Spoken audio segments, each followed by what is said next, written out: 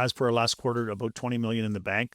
You add 15 to that, that's 35 million in the coffers. And then also we have access to a non-repayable contribution from the federal government of Canada for 16.7 million.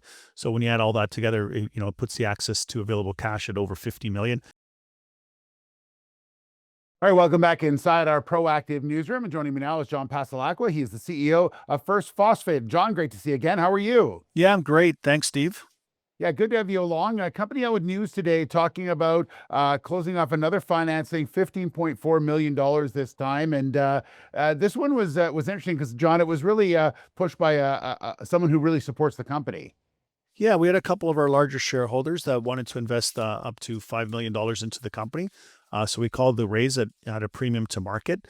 And it was quickly way oversubscribed, and we ended up with 15.4 million in, a very bad environment. Last couple of weeks have not been good in the stock market, but the investors were there. They were there to support it. And it ended very, very well, 3 times oversubscribed. Yeah, and this puts the company you were already at a very good position financially, but this adds to it as well, John. Yeah, the company already had, as per our last quarter, about 20 million in the bank.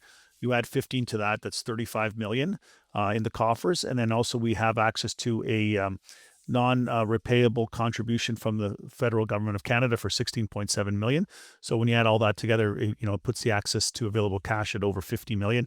That puts us way beyond what we need to get to final investment decision on our mining project, and allows us, to get into some new areas as well.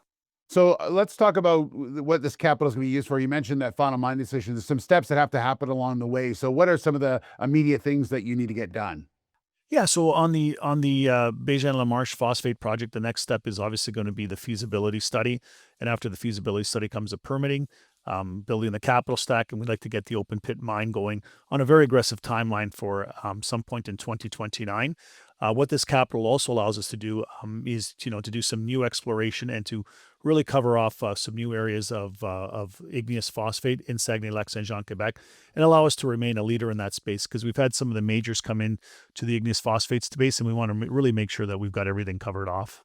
Yeah. Metallurgic work, you mentioned that you're going to be doing a lot of that and other things as well. And really this supply chain issue that everyone's talking about, especially when regards to the batteries are concerned and the things that it's used for.